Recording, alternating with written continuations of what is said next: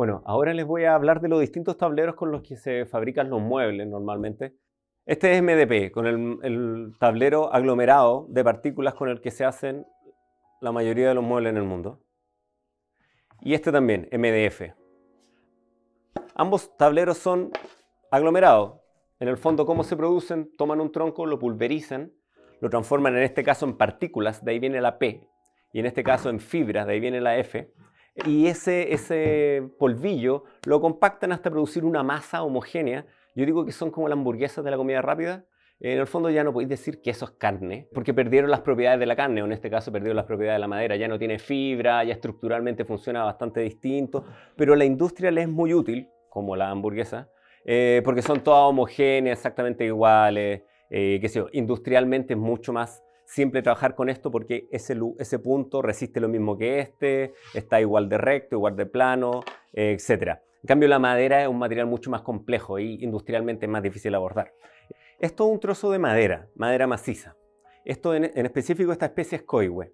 No es un material de construcción, es un ser vivo, ¿ya? Entonces no hay que llegar y exigirle nomás. Tiene ciertas características que no son debilidades, no son defectos, no son problemas de la madera, es su naturaleza. Una de esas características es que todas las fibras se alinean en un sentido, ¿cierto? Porque el árbol normalmente crece así, ¿cierto? La madera es una esponja y así chupa los nutrientes. Entonces, ¿qué es lo que pasa con esta esponja? Absorbe, libera humedad a lo largo del año y por lo tanto se va a contraer y se va a dilatar. La madera maciza tiene esa característica y además si se fijan o si hacen memoria, cuando hacen leña es bastante fácil partir la madera, ¿cierto? Porque con el hacha le pegan un golpe y la madera se va a rajar.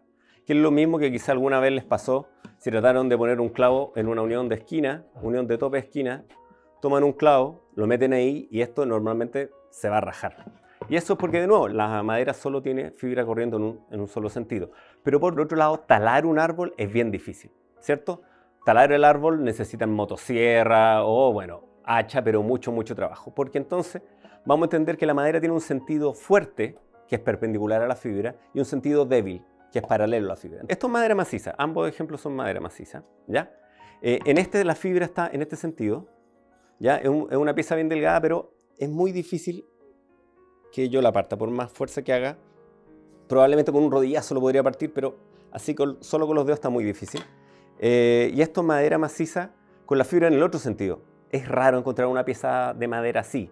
Yo la corté intencionalmente para que vean qué es lo que pasa, pero yo la parto fácilmente porque está toda la fibra alineada así. Por eso nunca van a ver una viga de madera en este sentido. Con esto ya no podemos contar en estos dos tableros.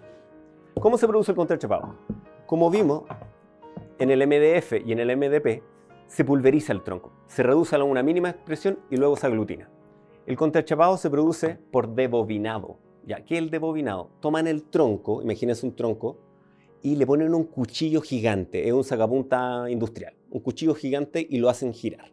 Entonces lo desenrollan, lo debobinan y obtienen una lámina infinita de madera maciza, ¿ya? Que tiene 3 milímetros de espesor, pero en esos 3 milímetros tiene toda la fibra de la madera. Entonces el tronco, en estricto rigor, se desenrolló. Chapa, en este caso es pino. Si se fijan, en ese sentido se rompe fácil, en este otro es firme. ¿Qué es lo que pasa? Toman estas láminas que son de madera maciza en el fondo y tienen la fibra alineada y la contrachapan. Ponen la primera chapa con la fibra en este sentido, luego la segunda chapa con la fibra perpendicular, la tercera chapa con la fibra en el otro sentido. Y lo que se obtiene es un sándwich, que es un entramado de madera maciza. Es como un tejido, en que ya no hay sentido fuerte y débil. Entonces, el contrachapado en el fondo es un salto estructural en relación incluso a la madera maciza. Se desarrolló para mejorar las propiedades estructurales de la madera. Por ejemplo, en Estados Unidos se especifica que se use contrachapado en las ventanas para tapar los huracanes. No podés usar ni MDF, ni MDP, ni OSB, ni ningún otro tipo de tablero. Si ven en algún minuto una grieta, un nudo o alguna de esas características propias de la madera, porque recuerden, esto es madera, en un contrachapado es un problema solo estético, no es un problema estructural. Hay distintas categorías en el mercado, va a depender del país donde estén comprando. La diferencia entre todos los contrachapados es solo estética, es solo la terminación de las últimas dos capas. En Chile no se usa tanto el contrachapado, o no se usaba por lo menos, porque uno, por ahí los maestros decían que la calidad del terciado era muy baja y los productores dicen que el terciado se usa como material de segunda categoría. Entonces es un poco de las dos cosas. Nosotros hace 8 años nos dedicamos a trabajar en este material. Trabajamos el material de segunda como si fuera de primera, porque ¿qué culpa tiene el pino de que la gente le parezca que no es muy bonito o que qué sé yo? Entonces tomamos este material que es de primera, que es estructuralmente insuperable, y lo trabajamos de buena manera para obtener buenos resultados. Entonces esa es la idea también. Yo los invito a trabajar ya, incursionar en el mundo de la carpintería en el contrachapado, porque es un material que no te da tantas sorpresas, no se raja, no se agrieta, lo puedes encolar por todos los lados, lo puedes atornillar. En ese sentido se podría decir que es bastante noble. Entonces, si no tiene mucha experiencia con madera, no tiene mucha experiencia con carpintería, es el material ideal para empezar a trabajar. Les muestro aquí un poco, solo para graficar, un par de usos que le damos nosotros al contrachapado. Si se fijan, este corte, que es un ensamble a media madera, viene esta pieza, después viene otra igual, calza aquí. Si se fijan en cunas de niños, muebles hechos con CNC, está muy de moda porque es fácil de ensamblarlo. Esto solo se puede conseguir si esto es contrachapado. Si esto fuera madera maciza, MDF o MDP, entonces con la misma facilidad que yo rompí ahí, hago esto y corto. Entonces, este tipo de solución técnica solo se puede conseguir con un material contrachapado. De ahí aparece esta otra solución. Esta es una solución que yo inventé para tapar los parlantes de un mueble de un cliente. Me pidió un mueble para poner un equipo de música. Entonces me imaginé algo en madera y llegué a esta solución, le propuse esto. Esto es un tablero, no son palitos. Estructuralmente, fíjense, funcionan como una placa. De hecho, me gusta mucho que la veta continúa.